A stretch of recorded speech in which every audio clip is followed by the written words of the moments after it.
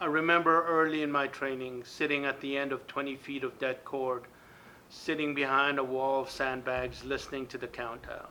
Fire in the hole! 5, 4, 3.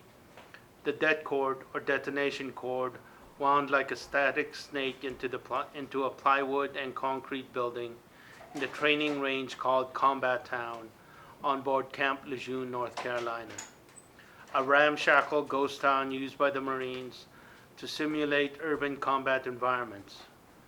This is where the Marines taught the hard lessons learned in Hue, Beirut, and Mogadishu.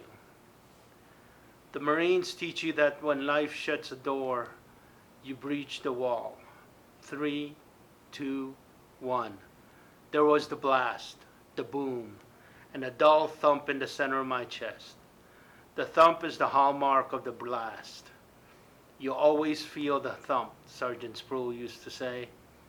Over the next 4 years and 3 deployments overseas, I've been in blast events where we're actually hundreds or even thousands of feet away, and I still feel the thump. Airstrikes, artillery, napalm, and naval guns. Even through the sandbags, the body armor, the shitty safety orange squishy earplugs, you felt the thump, like an invisible fist punching you inside your ribs, inside your chest cavity. Thump.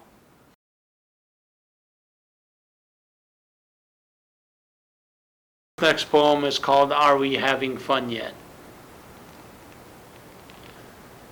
Bullets in the halcyon sky, 3 men crumple like dried corn stalks in the killing fields of time. Blood pounding my temples like bullets hammering the earth. I see buildings crumble to the ground and men falling into the sky. Crimson blood, jagged bone fill my mouth. What the fuck, oh my God, what have I done? I feel time spinning around me like razor wire. I step on crumbling earth, running in mud. I breathe in acid air, liquid fire, chemicals burning my skin. Incoming, frag out, I feel the explosions deep in my bones. Fighter jets on low approach, afterburners scream in my head.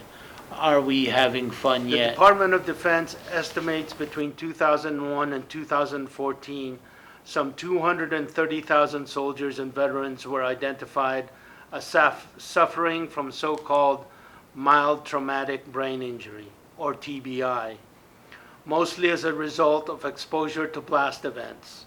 Don't let the word mild fool you.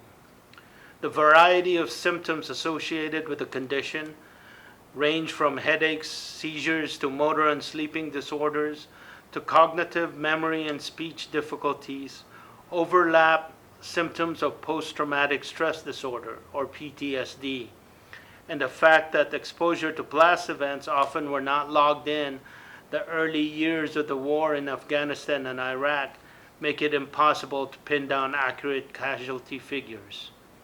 The study ended in 2014.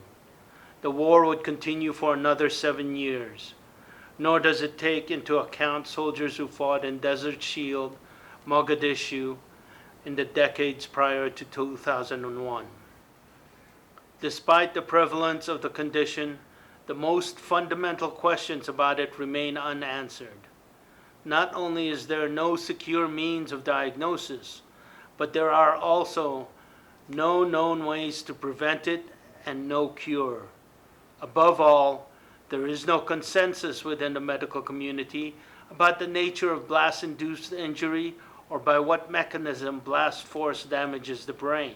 Now, with the war over, the politicians are once again moving to defund and cut VA funding.